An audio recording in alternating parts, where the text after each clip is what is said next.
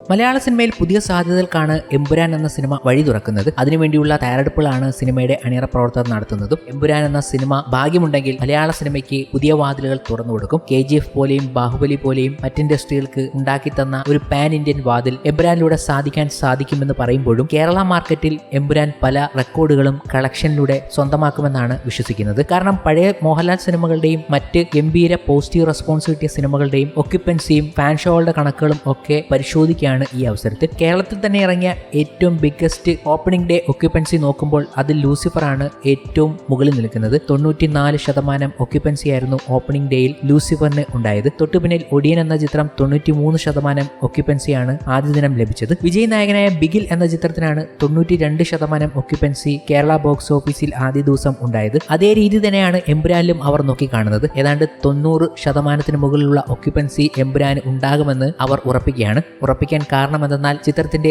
Fan ഷോകൾ പ്രഖ്യാപിക്കുന്നതിന് മുമ്പ് തന്നെ സോൾഡ് ഔട്ട് ആയി എന്ന വിവരങ്ങൾ വരുമ്പോൾ അതിനുശേഷം പുതിയ വിവരങ്ങളും കൂടി എത്തി. ഓൾ ഏരിയ ഫാൻ ഷോകളെല്ലാം സോൾഡ് ഔട്ട് ആയി വിത്തിൻ എ മിനിറ്റ് എന്ന അനൗൺസ്മെന്റ് ആണ് പുറത്തു വരുന്നത്. ഫാൻ ഷോകളുടെ വിവരങ്ങൾ പങ്കുവച്ചുകൊണ്ടുള്ള പോസ്റ്ററുകളൊക്കെ മോഹൻലാൽ ഫാൻസുകാർ ഇറക്കിയുണ്ടായി കഴിഞ്ഞ ദിവസങ്ങളിൽ. ആ അറിയിപ്പ് വന്നതിന് മിനിറ്റുകൾ കൊണ്ട് തന്നെ സോൾഡ് ഔട്ട് ആയി എന്ന വിവരങ്ങൾ കൂടി വരികയാണ്. ദ ഒറിജിനൽ ഗാങ്സ്റ്റർ കളത്തിൽ ഇറങ്ങിയിട്ടുണ്ട് എന്ന് പറഞ്ഞുകൊണ്ട് ട്രേഡ് അനലിസ്റ്റുകളും ഈ കാര്യങ്ങൾ സ്ഥിരീകരിക്കുകയും ചെയ്തു. അത്രയ്ക്ക് വലിയ റെസ്പോൺസ് ആണ് ചിത്രത്തിന് ലഭിക്കുന്നത്. കോട്ടയം ഏരിയയും മറ്റു ചില ഏരിയകളെയും മെൻഷൻ ചെയ്തുകൊണ്ട് ഈ കാര്യങ്ങൾ പ്രേക്ഷകരും സൂചിപ്പിക്കുന്നുണ്ട്. ഞങ്ങൾ വിളിച്ചു ചോദിക്കുമ്പോൾ തന്നെ ടിക്കറ്റുകൾ സോൾഡ് ഔട്ട് ആയി എന്ന വിവരങ്ങളാണ് വരുന്നത്. ഞങ്ങൾ നേരത്തെ പറഞ്ഞതുപോലെ പുലിമുരുകന് ഉണ്ടായ അന്നത്തെ അവസ്ഥ വീണ്ടും വരാൻ പോവുകയാണ്. ടിക്കറ്റ് കിട്ടാൻ പറ്റാത്ത അവസ്ഥ. ബ്ലാക്കിൽ വരെ ടിക്കറ്റ് വിൽക്കുമോ എന്ന പഴയകാലം ഓർമ്മിപ്പിക്കാൻ എമ്പുരാന് സാധിക്കുമെന്ന രീതിയിലേക്ക് പോയിക്കൊണ്ടിരിക്കുകയാണ്. ഏറ്റവും കൂടുതൽ തിയേറ്ററുകളിൽ എത്താൻ പോകുന്ന സിനിമ കൂടി ആയി മാറും എമ്പുരാൻ. അതിന് ചിലർക്ക് പരാതികളുമുണ്ട്. കഴിഞ്ഞ ദിവസം മുതൽ ആരാധകർ പ്രചരിപ്പിക്കുന്ന ഒരു വാക്കുണ്ട്, കേരളം ഫുള്ള് ലോക്കാക്കട എന്ന് പറയുന്ന ആന്റണി പെരുമാറിന്റെ ഇപ്പോഴത്തെ ഒരു ഡയലോഗ് ഇതായിരിക്കും എന്ന രീതി. കഴിഞ്ഞ ദിവസം കേരളം ഫുൾ ലോക്കാക്കി ആന്റണി മാസ് എന്നൊക്കെ കുറെ പോസ്റ്റുകൾ കണ്ടതിന് ശേഷം ചില പ്രേക്ഷകർ കുറിക്കുന്നത് ഇങ്ങനെയായിരുന്നു, ഒരു 50% 60% ഒക്കെ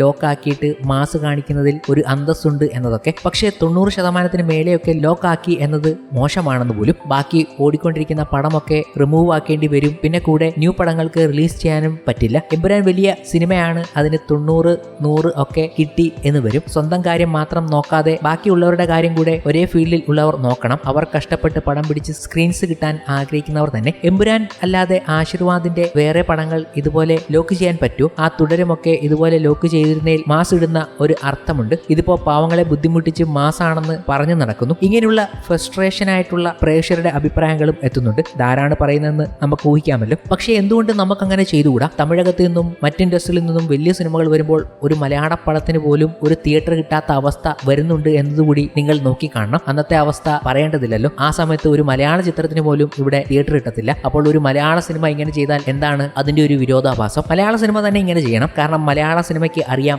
ഏതൊക്കെ സിനിമ ഈ ചിത്രത്തിനൊപ്പം റിലീസ് ചെയ്യണം വേണ്ട എന്നുള്ളത്. ബാക്കി അന്യഭാഷയിൽ നിന്ന് വരുന്നവർക്ക് തിയേറ്റർ കിട്ടിയില്ലെങ്കിലും കാര്യമൊന്നുമില്ല. നമ്മുടെ സിനിമകൾ നമ്മുടെ ഇൻഡസ്ട്രിയിൽ ഗംഭീരമായി തന്നെ ചാർട്ട് ചെയ്യണം, ഓടണം, അത് ഗംഭീര ഹിറ്റും അടിക്കണം. ഇങ്ങനെയുള്ള കാര്യങ്ങൾ കൂടി ഈ വിരോധം പറയുന്ന പ്രേക്ഷകർ ഓർത്തെടുക്കണം എന്നതുകൂടി പറയുകയാണ്. കാരണം ഫാൻ ഷോ ഒക്കെ വെക്കുന്നതിൽ മോഹൻലാൽ ആരാധകർ കഴിഞ്ഞേ ഉള്ളൂ, ബാക്കി എല്ലാവരും. മരക്കാർ എന്ന സിനിമയ്ക്കാണ് ഏറ്റവും കൂടുതൽ ഫാൻ ഷോ നമ്മൾ വെച്ചിട്ടുള്ളത്. 934 ഫാൻ ഷോകളാണ് അന്ന് മരക്കാരന് ലഭിച്ചത്. ഒരു പോസിറ്റീവ് റെസ്പോൺസ് ഉണ്ടായിരുന്നെങ്കിൽ കഥയെല്ലാം മാറിയേനെ. തമിഴകത്തു നിന്നും ലിയോ എന്ന വിജയ് ചിത്രം എത്തിയപ്പോഴാണ് ഏറ്റവും വലിയ കേരള ലോക്ക് ഉണ്ടായത്. 430 ഫാൻ ഷോകളാണ് ഇവിടെ ഉണ്ടായത്. അതിൽ വലിയ ഷോ കൗണ്ടുകൾ ഇവിടെ ഉണ്ടായി. പല ചിത്രങ്ങൾക്കും റിലീസ് ചെയ്യാൻ പറ്റാത്ത അവസ്ഥ വരെ വന്നിട്ടുണ്ട്. നമ്പർ 2ലാണ് ലിയോ നിൽക്കുന്നത്. അതുപോലെ തന്നെ വിജയുടെ ബീസ്റ്റ് എന്ന ചിത്രം 420 ഫാൻ ഷോകൾ ചെയ്തു. ഒടിയൻ 409 ഫാൻ ഷോകളാണ്. ബിഗിൽ 308 ഫാൻ ഷോകൾ, Sarkar 278 fan show, Aaraattu 238 fan show, Lucifer 230 fan show, Mersal 187 fan show, Spadikam 4K re release ചെയ്തപ്പോൾ 200 ഫാൻ ഷോ വരെ ഇവിടെ കളിക്കുകയുണ്ടായി. ഫാൻ ഷോയുടെ എണ്ണത്തിൽ